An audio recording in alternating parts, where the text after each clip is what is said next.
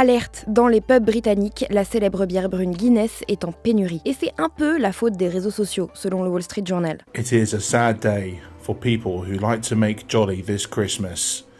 We have run out of Guinness, with no sight of when it'll be restocked. Partout, au Royaume-Uni, du nord au sud, des pubs annoncent être sur le point d'avoir épuisé leur stock de Guinness. Une flambée de la demande a pris de court la célèbre brasserie irlandaise, constate le quotidien américain. Alors le propriétaire de la marque, l'entreprise Diageo, a décidé de limiter la quantité que les bars peuvent acheter pour empêcher le surstockage et faire en sorte que les fûts restent disponibles tout au long des fêtes de fin d'année, traditionnellement marquées par une forte consommation. Mais que s'est-il passé pour que la demande de cette bière irlandaise emblématique explose ? Le Wall Street Journal explique: le regain de popularité de la marque s'explique en partie par une mode apparue sur les réseaux sociaux qui consiste à splitting the G, littéralement couper le G en deux. Le buveur doit descendre son verre de Guinness d'un trait jusqu'au milieu de la lettre G gravée sur les verres de la marque. So, see the G on the Guinness? Yeah. You've got to split that with your first sip. What? So you got to drink that I much didn't bring Guinness? the Guinness, you brought the Guinness. Myself and Ed are here backstage and we're going to try and split the G.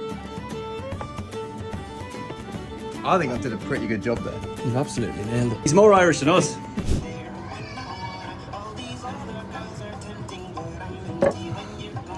Oh, hey! D'autres, comme le journal britannique The Guardian, racontent que des stars comme Kim Kardashian ou Olivia Rodrigo ont participé au regain de popularité de la fameuse bière en postant des photos d'elle, une pinte à la main. Dans tous les cas, cela fait plusieurs années que la Guinness montait auprès des jeunes et des femmes, si bien qu'elle est devenue dès décembre 2022 la bière la mieux vendue au Royaume-Uni dans les pubs, bars et restaurants, rappelle le Wall Street Journal. S'il semble que le fabricant ne puisse pas augmenter sa production, la brasserie de Dublin tournant déjà à plein régime, écrit The Guardian, certains se demandent comment Diageo a bien pu se laisser surprendre par sa propre popularité au point de soupçonner qu'il pourrait s'agir d'un coup marketing. Mais les Britanniques peuvent se rassurer. Le rationnement du fameux breuvage brun ne concerne que le Royaume-Uni et ne devrait pas durer. Diageo a fait de nouveaux investissements dans sa brasserie de St James Gate à Dublin et en fait construire une nouvelle, moyennant 200 millions d'euros, dans le comté de Kildare, conclut The Guardian. Ouf! Ou comme on dirait chez les Britanniques, phew!